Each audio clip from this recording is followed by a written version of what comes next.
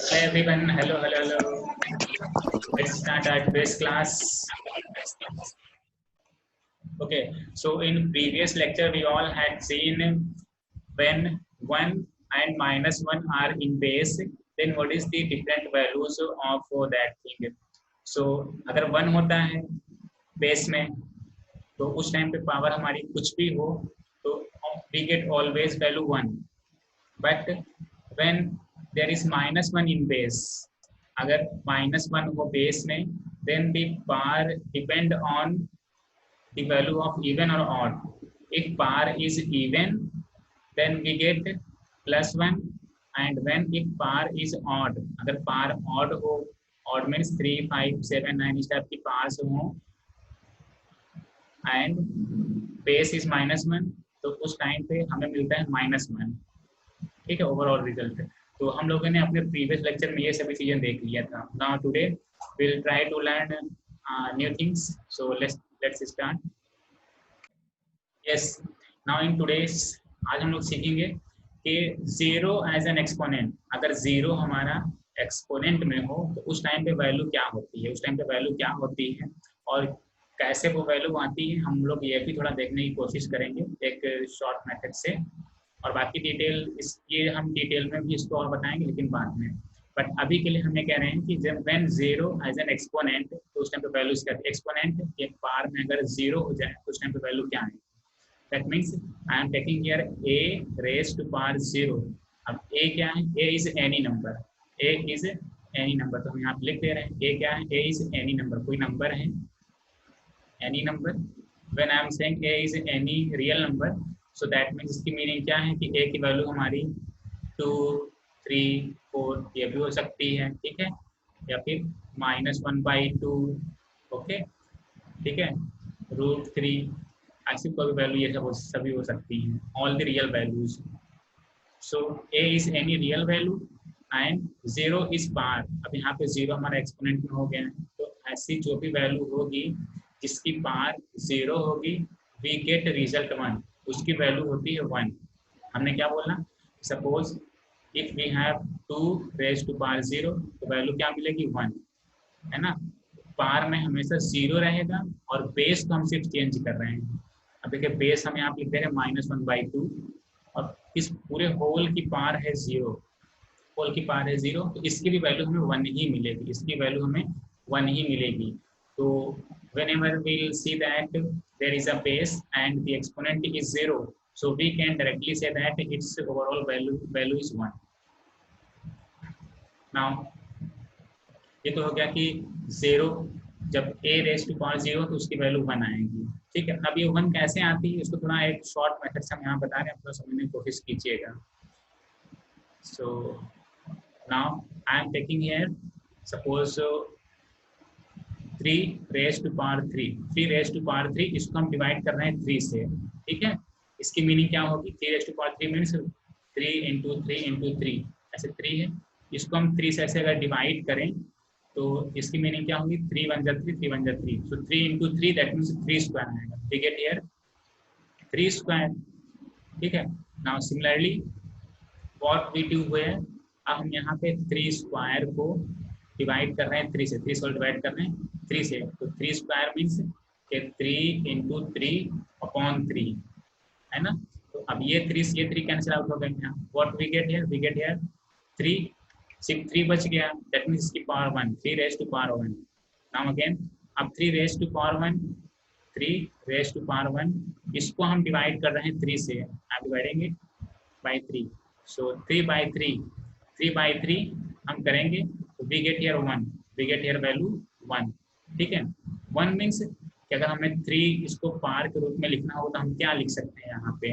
अब देखिए ध्यान से कि 3 क्यूब था, 3 क्यूब उसको हमने 3 से डिवाइड किया तो 3 स्क्वायर आया था. ठीक, मतलब एक कम हो गई थी पावर. देखिए हम थोड़ा यहाँ पे कलर चेंज कर रहे हैं ताकि आपको आसानी से विजिबल हो. ठीक, देखिए यहाँ पे 3 क्यूब था, 3 रेज टू पावर 3 थी, तो यहाँ पे पावर इसकी 2 हो गई, 1 कम हो गई. यहाँ पे पावर देखिए 2 था, जब 3 से डिवाइड किया तो पावर यहाँ पे 1 आ गई है. अब सिमिलरली यहाँ पे होगा, यहाँ पावर 1 थी तो इस 1 में भी अगर हम एक कम करेंगे 1 में 1 माइनस करें, ठीक है, तो क्या मिलेगा, we get here 0, that means अब यहाँ पे जो पावर हमारी आएगी वो 0 आएगी, ठीक है। So I am writing here, हम यहाँ पे लिख दे रहे हैं कि 3 raise to power 0, 3 raise to power 0, ये ठीक है। इसी की वैल्यू हमें देखिए यहाँ पे ये 1 मिली थी, ठीक है। सो ये तो हमने एक पर्टिकुलर एग्जाम्पल लिया था 3 का। तो सिमिलरली आप लोग किसी और नंबर का भी एग्जाम्पल ले सकते हैं और अपना ये चेक कर सकते हैं कि कोई भी if we have base in any number and exponent is 0, then in that case we get our result 1, वहाँ पर हमें अपना result 1 ऑब्टेन होता है। So this is an important thing we have to remind it, हमें याद रखना है कि a raised to power 0 होगा तो उसकी वैल्यू हमेशा 1 ही आएगी। तो ये तो हो गया कि 0 जो हमारा हो एक्सपोनेंट में। नाउ अगर 0 हमारा बेस में हो जाए तो वैल्यू क्या होगी, 0 हमारे बेस में आ जाए, 0 as in base. So now 0 देखिए बेस में है, अब पार इसकी कुछ भी हो n, सपोज n, अब ये जो n की वैल्यू है ये डिपेंड करेगी पॉजिटिव है कि नेगेटिव है, उसके साथ हमारी वैल्यू आएगी। Now if n is positive, अगर 0 की पार पॉजिटिव हो, पॉजिटिव मीन्स पॉजिटिव इंटीजर हो, तो इसकी मीनिंग क्या है, हम लोगों ने पढ़े हैं पॉजिटिव इंटीजर क्या होते हैं, that is 1 2 3 4, all these are positive integers. So ये सभी all these are value of n, ये सभी n की वैल्यूज हैं, ठीक है। अगर if we are saying that we have 0 raise to power 5, अगर हम बोलें 0 raise to power 5, 0 raise to power 5, एक ये पॉजिटिव इंटीजर ही है अभी पावर, तो वी गेट हियर 0, 0 ही मिलेगा। 0 का हम कितने पे टाइम मल्टीप्लाई करें, 0 ही मिलेगा। Now again, if we are saying that 0 raised to power 100, that means 0 को हम 100 टाइम मल्टीप्लाई कर रहे हैं। 0 का हम कितने भी टाइम मल्टीप्लाई करें, किसी भी नंबर से मल्टीप्लाई करें, रिजल्ट हमेशा 0 ही आता है, ठीक है।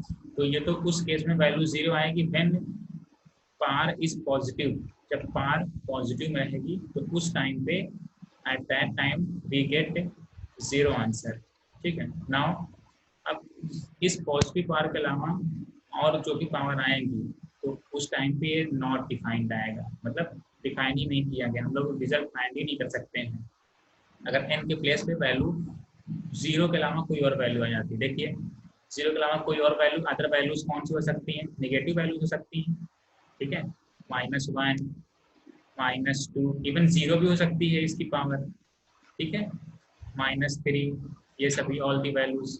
सो इस n के प्लेस पे suppose if we are putting 0 raise to power -1, ठीक है, 0 रेज टू पावर -1, तो अगर ये इस टाइप का केस हो कि 0 बेस में है and in the exponent we have negative power, so we can say that this value is not defined, ये वैल्यू डिफाइंड नहीं है, इसकी हम लोग वैल्यू फाइंड नहीं कर सकते हैं, ठीक है, नॉट डिफाइंड। तो दैट मीन्स हम लोग को ये ध्यान देना है कि when we have positive integers in exponent and 0 as a base, at that time we get value 0, and if we have negative integers or negative numbers in exponent and base is 0, at that time we get result not defined, उस time पे हमें क्या मिलेगा कि इसकी value हम लोग find ही नहीं कर सकते हैं, ठीक है। सो इस तरीके से हम ये 0 को देखते हैं कि 0 जब हमारा बेस में रहेगा तो वैल्यूज क्या क्या रहेंगी, कौन कौन सी वैल्यूज आती हैं, 2 वैल्यूज। फर्स्ट वैल्यू हमारी होती है, फर्स्ट वैल्यू इज 0 आएगी एंड सेकेंड वैल्यू जो कि ये कोई वैल्यू नहीं है जिसको हम बोल देते हैं नॉट डिफाइंड, कि ये वैल्यू हम लोग फाइंड ही नहीं कर सकते हैं, ठीक है। तो ये हमारा हो गया कि 0 जब एक्सपोनेंट में हो और 0 जब बेस में हो, ये हम लोगों ने दोनों पढ़ लिए हैं इसमें। नाउ चलिए अब नेक्स्ट देखते हैं इसमें यूज ऑफ प्राइम फैक्टराइजेशन। अपने प्राइम फैक्टर्स का हम लोग यूज करेंगे एक्सपोनेंशियल फॉर्म में कन्वर्ट करने के लिए। एक हम एग्जांपल ले रहे हैं, एग्जांपल के थ्रू समझने की कोशिश करते हैं। आई एम टेकिंग है -128 और इसको हमें कन्वर्ट करना है, we have to write it in exponential form, we have to write it in exponential form. अब वो कैसे लिखेंगे तो इसको देखने की कोशिश करते हैं। So let's solve this. We have -128, we can write it -128 equal to, ऐसे लिख सकते हैं -1 into 128। Yes, we can write it, इस तरीके से हम लोग लिख सकते हैं -1 इंटू 128। अब प्लस में जो 128 है इसको हम लोग प्राइम फैक्टर में कन्वर्ट करेंगे। प्राइम फैक्टर्स मीन्स जैसे HCF हम लोग को फाइंड करना होता था, हाईएस्ट कॉमन फैक्टर, तो उसमें हम लोग प्राइम फैक्टर्स करते थे। सिमिलरली 128 के भी यहाँ पे प्राइम फैक्टर्स करेंगे। हमने इसको पॉजिटिव में इसलिए लिखा है because we can prime factorise our positive numbers easily. Positive numbers को हम लोग इजीली प्राइम फैक्टर्स में लिख सकते हैं। तो हम क्या लिख रहे हैं यहाँ पे 128, अब इसके प्राइम फैक्टर्स करेंगे। चलिए प्राइम फैक्टर्स करते हैं, सिंपल सा क्वेश्चन है। क्या होगा ये, देखिए इवन था तो 2 से हमने शुरू किया, 2 6 12, 2 4 8, 2 3 6, 2 2 4, अगेन 2 से, 2 1 2, 2 6 12, देन अगेन 2 से, 2 8 16, अगेन 2 2 4 8, 2 2 2 4, 2 2 1 2। ठीक है, that means 1 2 3 4 5 6 7।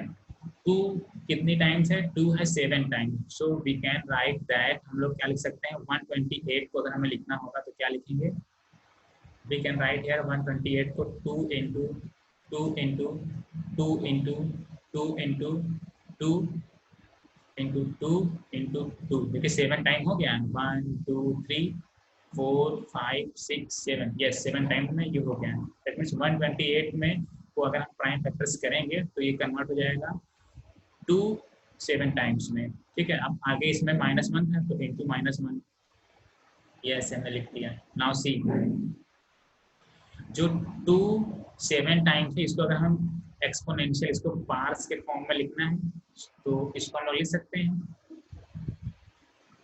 2 raise to power 7, 2 raise to power 7। 7 हमारा ये शो कर रहा है कि 2 को 7 टाइम ये मल्टीप्लाई किया जा रहा है उसी खुद से। सो 2 रेज़ टू पावर 7, इस चीज़ को हमने ऐसे लिख दिया। और ये -1 है तो जो ये -1 है, इस -1 को हम ये ऐसे लिख सकते हैं -1 रेज़ टू पावर 7।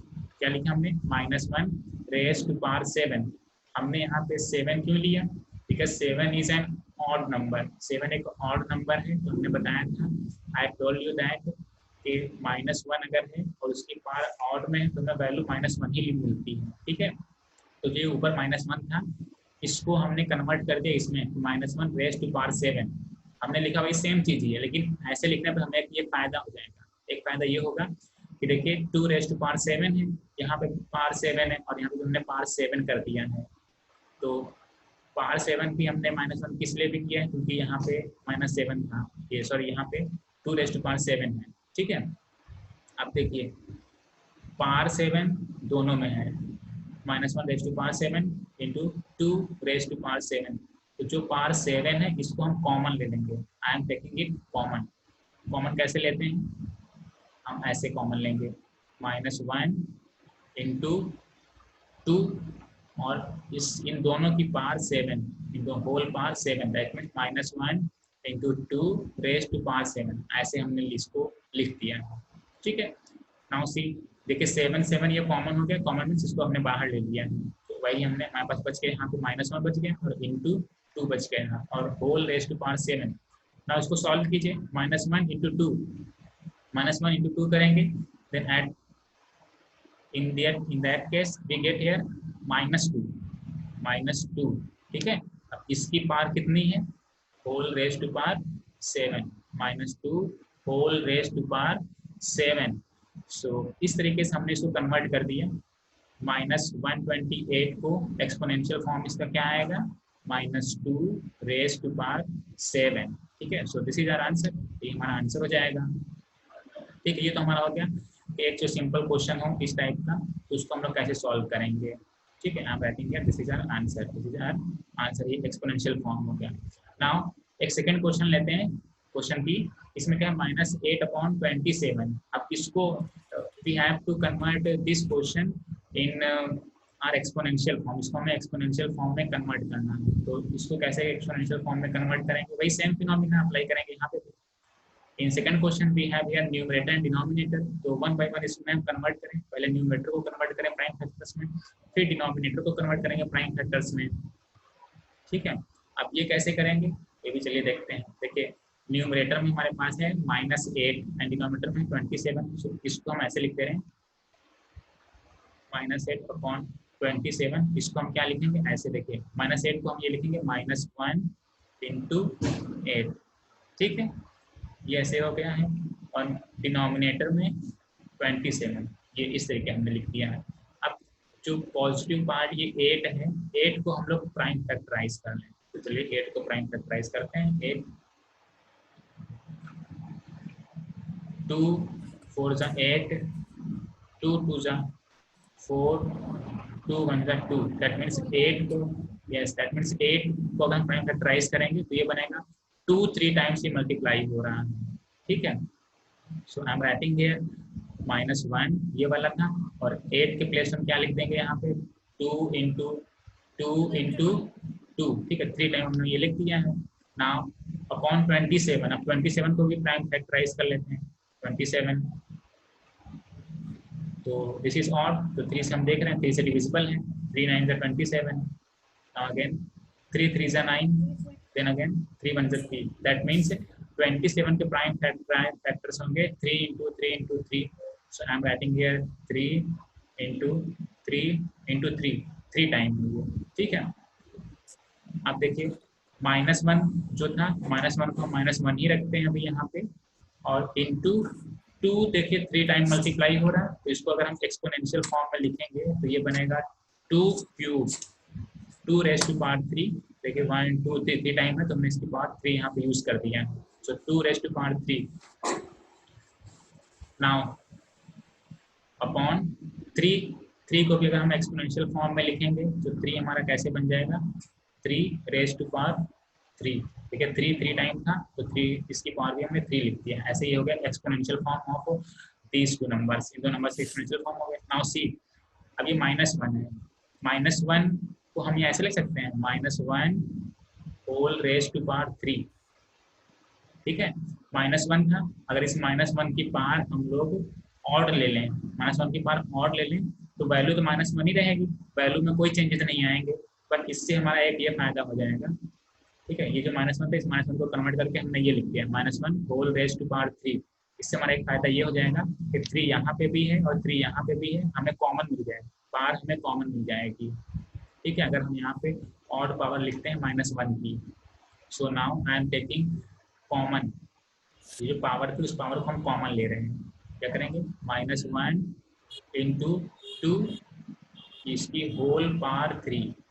ठीक है, तो ये 3 था, ये 3 यहाँ वाला 3 और ये 3 पावर में उसको हमने कॉमन ले लिया, तो we get here -1 × 2 whole raise to power 3 upon 3⁻³ upon 3⁻³ ठीक है, अब -1 × 2 करेंगे तो हमें यहाँ वी गेट हियर -2, हमें यहाँ मिल जाएगा -2।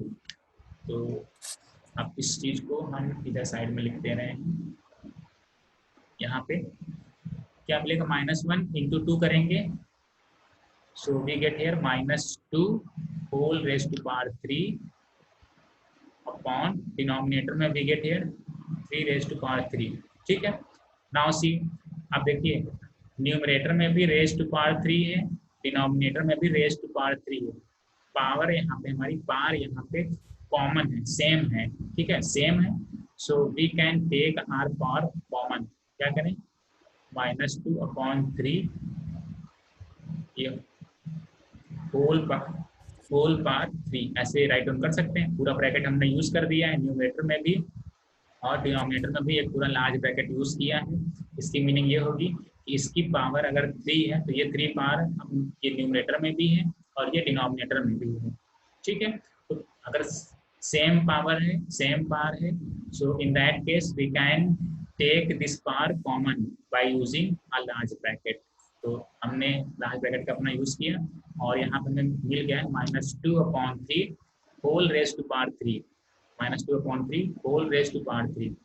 सो आप देख लीजिए हमारा जो क्वेश्चन था, क्वेश्चन वाज -8/27, ये कन्वर्ट होकर के एक्सपोनेंशियल फॉर्म में आ गया, -2/3 होल रेज टू पावर 3, और ये हमें कन्वर्ट करना था कि कैसे हम लोग इसको एक्सपोनेंशियल फॉर्म में कन्वर्ट करें।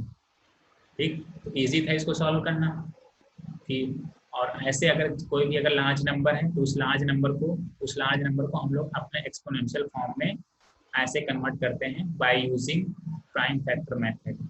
ठीक है, इस तरीके से हम लोग अपने सभी क्वेश्चंस जो भी प्राइम फैक्टर का यूज करके एक्सपोनेंशियल फॉर्म में कन्वर्ट करने होंगे उसको हम लोग कर सकते हैं। नाउ सी, अब चलिए हम लोग देखते हैं कंपैरिजंस, कुछ कंपैरिजंस देखते हैं। कंपैरिजन करने के लिए हम क्या ले रहे हैं, 2 नंबर्स ले रहे हैं एक्सपोनेंशियल फॉर्म के 2 नंबर्स ले रहे हैं।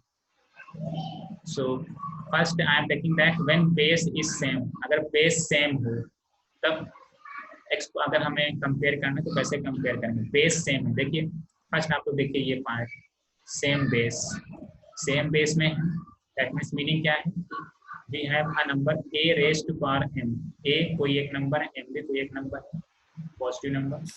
यहाँ पे भी a कोई एक पॉजिटिव इंटीजर है, यहाँ m भी ऑल्सो अ पॉजिटिव इंटीजर। ठीक है, नाउ ए देखिए बेस सेम है, बेस यहाँ पे भी a है, बेस यहाँ पे भी a है, बेस सेम है but power is different, power यहाँ पे m है, यहाँ पे पावर n है।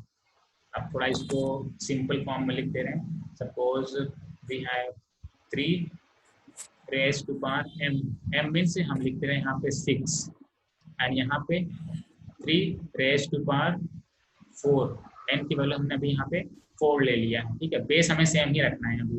Now we have to compare this, हमें ये कंपेयर करना है, तो कंपेयर करेंगे तो बताना है कि कौन सा लार्ज है और कौन सा स्मॉल नंबर होगा, डायरेक्टली विदाउट मल्टीप्लिकेशन, बिना मल्टीप्लाई किए हमें बताना है। ठीक है, तो देखिए 3 रेज टू पावर 6, इसकी मीनिंग क्या है कि 3 को 6 टाइम मल्टीप्लाई किया जा रहा है, 3 into 3 into 3 into 3 into 3 into 3, ऐसे 6 टाइम मल्टीप्लाई किया जा रहा है 3 को। ठीक है, तो यहाँ पे कोई एक वैल्यू आएगी। अब यहाँ पे 3 को 4 सिर्फ 4 ही टाइम मल्टीप्लाई किया जा रहा है, तो कौन सा नंबर लार्जर होगा, कौन सा नंबर लार्जर होगा, जो नंबर यस जिसको हम ज़्यादा टाइम मल्टीप्लाई कर रहे हैं वही हमारा नंबर ज़्यादा होगा। ठीक है, सो जब m की वैल्यू ग्रेटर होगी, देखिए m की वैल्यू ग्रेटर है, m की वैल्यू 6 है, m की वैल्यू ग्रेटर है, अभी m की वैल्यू क्या है यहाँ पे देखिए 6 है और n की वैल्यू 4 है। ठीक है, तो whenever m is greater than n, so in that case we can say that the number is also greater, number भी वो ग्रेटर ही होगा। ठीक है, that means मीनिंग क्या हुई, when base is same but power is different, so after comparison when power is greater so the number is also greater, जब power greater होगी तो नंबर भी हमारा ग्रेटर होगा। ठीक है, देखिए m की वैल्यू ग्रेटर थी तो हमारा नंबर भी ग्रेटर हो जाएगा। तो ऐसे हम लोग कंपेयर करेंगे अपनी एक्सपोनेंशियल टर्म्स को। नाउ सी, अब सेकंड देखते हैं, सेम पावर हो, अब पावर हमारी सेम हो बट नंबर्स उसके डिफरेंट हो, पावर सेम है बट नंबर्स डिफरेंट हैं, so in that case how can be compare this, अब हम इसको कैसे कंपेयर कर सकते हैं, तो चलिए कंपेयर करते हैं। उसके लिए हम एक अच्छा सा एग्जांपल ले रहे हैं। ठीक है, a raise to power m, suppose I am taking here, यहाँ 3 ही ले लें, 3 रेज टू पावर 6 ले लें। अब हमें यहाँ पे बेस चेंज करना है। ठीक है, बेस चेंज करना बट पावर्स यहाँ सेम होनी चाहिए, सो यहाँ हम ले रहे हैं, I am taking here 4, base में आ गया 4 एंड m मीन्स 6 ही हमें रखना है, m की वैल्यू 6 ही रखना है। Yes, now what I am writing here, the base is different but power is same, base is different but power is same, so what we have here, हमें a की value greater रखनी है, हमें a की value greater रखनी है, तो a की वैल्यू ग्रेटर रखते हैं, तो हमने यहाँ पे जो है राइट किया है a की वैल्यू बड़ी रखनी है, यहाँ पे a की वैल्यू हम यहाँ पे इरेज करके बड़ी रख दे रहे हैं। सो आई एम राइटिंग हियर, यहाँ पर हमें रख दिया है 5 रेज टू पावर 6 और यहाँ पे लिख दे रहे हैं 4। अब देखिए a की वैल्यू ग्रेटर हो गई है, बेस हमारा ग्रेटर है तो ये हमें ग्रेटर रखना था। नाउ सी, हमें यहाँ पे 5 को 6 टाइम मल्टीप्लाई करना है और यहाँ पे 4 को 6 टाइम मल्टीप्लाई करना है। इसकी मीनिंग क्या हुई? इसकी मीनिंग ये हुई कि अब हमें पता करना है कौन सा नंबर लार्जर होगा। तो सिंपल सी बात है कि जो बड़ा नंबर है अगर हम उसको ऐसे मल्टीप्लाई करें 6 टाइम, ठीक है 5 है, इसको अगर हम 6 टाइम मल्टीप्लाई करेंगे 5 इंटू 5 इंटू 5 इंटू 5 1 2 3 4 5 और 5 ऐसे करेंगे तो ये हमारे पास एक लार्ज नंबर ऑप्टेन होगा। यहाँ पे सिर्फ यहाँ पे हम 4 को ही 6 टाइम मल्टीप्लाई कर रहे हैं, 4 को ही 6 टाइम मल्टीप्लाई कर रहे हैं, ठीक है। तो मल्टीप्लाई करेंगे 1 2 3 4 5 6, एक ज़्यादा हो गया ये ऐसे, ठीक है। 4 को हम 6 टाइम मल्टीप्लाई करेंगे तो हमें कोई एक नंबर यहाँ पे मिलेगा। 5 को यहाँ पे मल्टीप्लाई करेंगे 6 टाइम तो यहाँ पे कोई एक नंबर मिलेगा। बट बड़ा कौन सा होगा? बड़ा वो होगा जिसकी बेस इज लार्जर, जिसकी बेस लार्जर होगी, जिसकी बेस बड़ी होगी, वो नंबर हमारा बड़ा ऑप्टेन होगा, ठीक है। तो in the case of when exponent is same, so we can say that the number is also greater, ठीक है। when base is different but exponent is same, so the base which is larger, base जो बड़ा होगा, जिसका base बड़ा होगा वही number भी हमारा बड़ा होगा, ठीक है। सो इन सभी चीज़ों को हम लोग अपना ऐसे यूज कर सकते हैं कंपैरिजन करने में। अब इसका अगर हम एग्जांपल लें तो एग्जांपल में एक अगर आपके पास बड़ी क्वांटिटी है, ठीक है, बड़ी quantity, suppose we have 342 raise to power 100, ठीक है ना। एक नंबर ये है और दूसरा नंबर है 15 raise to power 100। Now compare this, which number is greater, कौन सा नंबर ग्रेटर होगा? तो जिसका बेस बड़ा है, देखिए बेस 342 है ये, जिसका बेस बड़ा है तो वही हमारा ग्रेटर हो जाएगा, because power is same, power यहाँ पे सेम है, जिसका बेस बड़ा उस वही नंबर हमारा ग्रेटर हो जाएगा, ठीक है। ऐसे हम लोग कंपैरिजन में यूज करेंगे। सिमिलरली अगर ये बेस हमारा निगेटिव में भी है तो निगेटिव में भी जो ऐसे बड़ा होता है नंबर, जो बेस बड़ा होगा वही हमारा ओवरऑल हो जाएगा, ठीक है। ये हमारा हो गया कंपेरिजन। जब बेस सेम हो तो कैसे कंपेयर करेंगे, जब पावर सेम हो तो कैसे कंपेयर करेंगे नंबर्स का। नाउ एक थर्ड हमारे पास आती है situation when base and power both are different, दोनों डिफरेंट हो। देखिए बेस हमारी ए है, यहाँ पे बेस बी हो गया, यहाँ पे पावर एम है, यहाँ पे पावर एन हो गया, ठीक है। अब इस केस में अगर हमें कंपेयर करना है तो ये कंपेयर करना इतना इजी नहीं है, ठीक है। इसको हम लोग इतनी आसानी से कंपेयर नहीं कर सकते हैं कि कौन सा ग्रेटर नंबर होगा और कौन सा स्मॉल नंबर होगा। इसके लिए हम लोग अपना ये बेसिक मेथड ही अप्लाई करना पड़ेगा, मल्टीप्लिकेशन वाला। इसको हम क्या लिखेंगे, एक्सपेंडेड फॉर्म में लिखेंगे, ठीक है।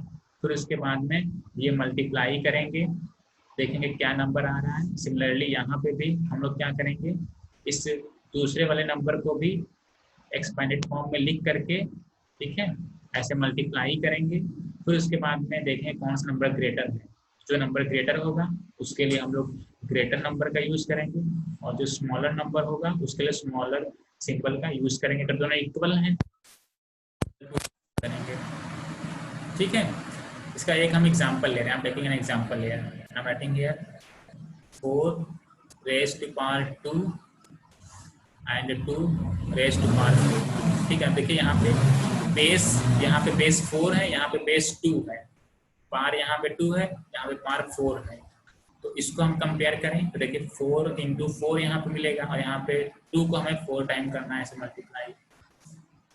नाउ सी 4 इंटू 4, 4 4 जा 16 और यहाँ पे 2 2 जा 4, 4 जा 8 जा 16। देखिए यहाँ पे दोनों इक्वल आ रहे हैं, ठीक है, यहाँ पे दोनों इक्वल आ रहे हैं। तो दैट इन दैट केस अभी ये हमारे इक्वल हैं, बट हमेशा इक्वल नहीं आएंगे, अलग अलग आएंगे, ठीक है। इनकी वैल्यूज अलग अलग आएंगी। सपोज अगर यहाँ पे हम 4 के प्लेस पे वैल्यू यहाँ पे 5 पुट करते हैं, वैल्यू हम क्या पुट करते हैं, यहाँ पे 5 पुट करते हैं, तो फिर ये वाली वैल्यू हमारी ग्रेटर हो जाएगी, ये वैल्यू ग्रेटर हो जाएगी, ठीक है, ये वैल्यू ग्रेटर हो जाएगी। सो ऐसे ही है कि ये हमें फिर इसको एक्सपेंडेड फॉर्म में लिख करके मल्टीप्लाई करेंगे, तो फिर in that case we can find our ये कौन सा ग्रेटर है कौन सा स्मॉलर है। सो नाउ आज के लिए इतना ही, और बाकी आप उम्मीद करते हैं कि आप लोगों ने ये एंजॉय किया होगा। If you have any confusion, you can ask me. I'll try to give solution.